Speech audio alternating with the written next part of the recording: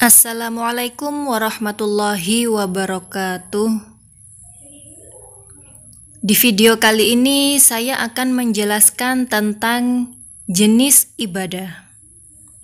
Jadi, ditinjau dari jenisnya, ibadah dalam Islam itu terbagi menjadi dua kategori dengan bentuk dan sifat yang tidak sama antara satu dengan yang lainnya. Ibadah secara etimologis diambil dari kata abada ya'budu abdan fahuwa abidun. Abid artinya hamba atau budak. Jadi, manusia adalah hamba Allah. Jiwa raga hanya milik Allah. Hidup matinya di tangan Allah. Rizki, miskin kayanya ketentuan Allah. Dan diciptakan hanya untuk beribadah kepadanya. Hal ini sudah termaktub dalam Al-Quran surat Az-Zariyat ayat 56 yang berbunyi, Bismillahirrahmanirrahim. Wa ma khalaqatul jinna wal insa illa liya'budun. Dan aku tidak menciptakan jin dan manusia, melainkan supaya mereka menyembahku. Selain ayat di atas, banyak lagi ayat-ayat yang lain yang menunjukkan bahwa manusia itu memang diciptakan hanya untuk beribadah kepada Allah.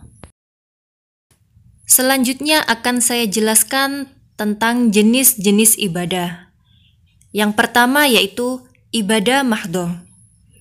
Ibadah mahdhah adalah ibadah yang telah ditetapkan Allah, baik tata cara dan perinciannya, meliputi sifat, waktu, tempat, dan lain-lain. Ibadah mahdhah mempunyai 4 prinsip. Prinsip yang pertama harus berdasarkan adanya dalil perintah, baik dari Al-Quran maupun hadis. Seperti berpuasa. Allah telah mewajibkan kita sebagai orang mukmin untuk berpuasa pada bulan Ramadan.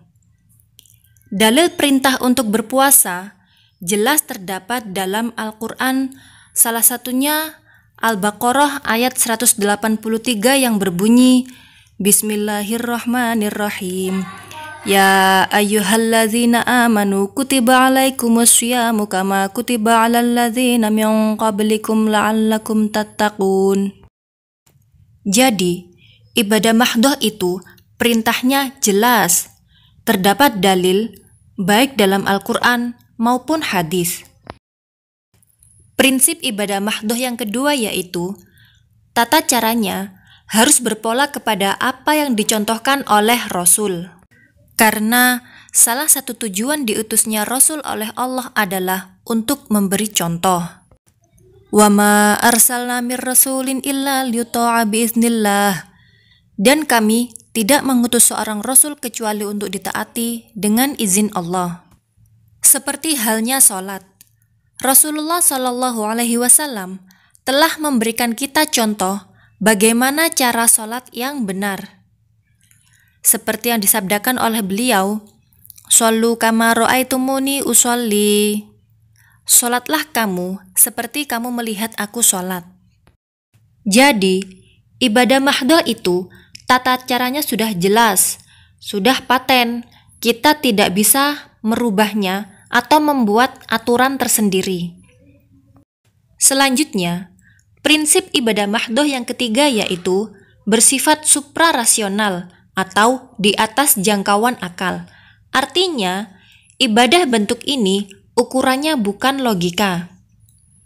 Seperti contohnya haji. Dalam ibadah haji, terdapat wajib dan rukunnya yang meliputi melempar jumroh, mencukur rambut atau tahallul, berjalan dari Safa ke Marwah, dan lain sebagainya. Yang mana kegiatan itu semua bersifat suprarasional atau di atas jangkauan akal. Begitu juga dengan ibadah mahdhah lainnya. Keabsahannya bukan ditentukan oleh mengerti atau tidak, melainkan ditentukan apakah sesuai dengan ketentuan syariat atau tidak. Atas dasar ini, maka ditetapkan oleh syarat dan rukun yang ketat. Prinsip ibadah mahdhah yang terakhir yaitu asasnya kepatuhan dan ketaatan atau ta'abbud. Yang dituntut dari hamba dalam melaksanakan ibadah ini adalah kepatuhan atau ketaatan.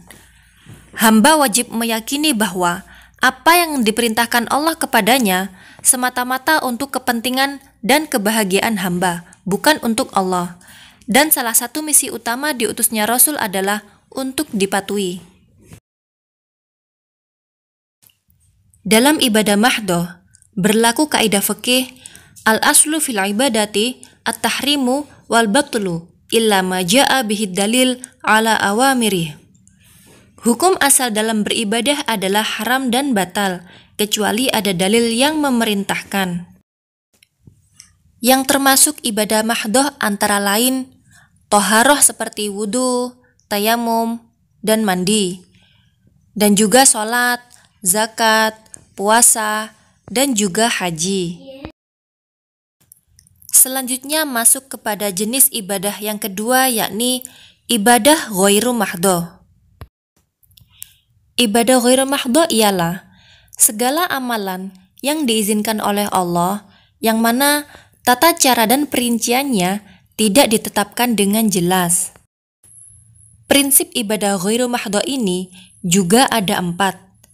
Yang pertama yaitu keberadaannya didasarkan atas tidak adanya dalil yang melarang. Jadi, berbeda dengan ibadah mahdoh yang sudah pasti dalilnya, maka dalam ibadah ghairu mahdoh, selama Allah dan Rasulnya tidak melarang, maka ibadah bentuk ini boleh diselenggarakan. Maka dari itu, dalam ibadah ghairu mahdoh ini tidak dikenal istilah bid'ah. Adapun kalau ada yang mengatakan itu bid'ah, maka masuk ke dalam bid'ah hasanah. Berbeda dengan ibadah mahdoh yang sudah ditentukan tata caranya, maka jika ada yang membuat aturan atau pola sendiri, maka itu masuk ke dalam bid'ah dolalah atau sesat. Prinsip ibadah mahdoh yang ketiga yaitu bersifat rasional. Ibadah bentuk ini, baik buruknya, manfaat atau madorotnya, itu dapat ditentukan oleh akal atau logika. Sehingga jika menurut logika itu buruk, merugikan, atau mempunyai madorot yang besar, maka tidak boleh dilaksanakan. Prinsip ibadah ghairu mahdoh yang terakhir yaitu asasnya manfaat. Jadi, selama ibadah itu bermanfaat, maka selama itu pula boleh dilakukan. Jadi, dalam ibadah ghairu mahdoh itu tidak terdapat dalil yang memerintahkan atau dalil yang mewajibkan. Selama tidak ada dalil yang menyatakan keharamannya, maka ibadah itu boleh dilakukan. Kaidah usul fikih yang berlaku dalam ibadah ghairu mahdoh ini yaitu al-aslu fil asya'i al-ibahah hatta yadullad dalil ala tahrim. Pada dasarnya, segala sesuatu itu hukumnya diperbolehkan sepanjang tidak ada dalil yang menunjukkan keharamannya. Kegiatan yang tergolong dalam ibadah ghairu mahdoh diantaranya yaitu berdagang, bersedekah, belajar, mengajar, zikir, tolong-menolong, dan lain sebagainya. Banyak sekali kegiatan-kegiatan yang tergolong dalam ibadah ghairu mahdoh. Dalam kehidupan kita sehari-hari, banyak sekali kegiatan-kegiatan kita yang jika ditambahkan niat ke dalamnya, maka itu akan bernilai ibadah, yaitu ibadah ghairu mahdoh. Seperti makan. Makan merupakan kegiatan kita sehari-hari karena kita memang butuh makan dan bukan ibadah. Tetapi jika ketika kita makan kita tambahkan niat ke dalamnya agar tubuh kita kuat, agar nanti ketika kita beribadah kita tidak lemas, maka dari kita melakukan makan itu kita akan mendapatkan pahala. Contoh lain yaitu tidur. Tidur bukan merupakan ibadah, karena tidur merupakan kebutuhan kita sebagai manusia. Tapi, Jika kita tambahkan niat di dalamnya, seperti saya niat tidur agar nanti saya bisa bangun lebih awal untuk sholat tahajud. Nah, karena kita sudah menambahkan niat, maka tidur kita akan mendapatkan pahala karena tidur kita sudah bernilai ibadah. Mungkin hanya ini yang dapat saya sampaikan dalam materi ibadah mahdoh dan ibadah ghairu mahdoh. Kurang lebihnya saya mohon maaf yang sebesar-besarnya. Wabillahi taufiq wal hidayah waridho wal inayah. Wassalamualaikum warahmatullahi wabarakatuh.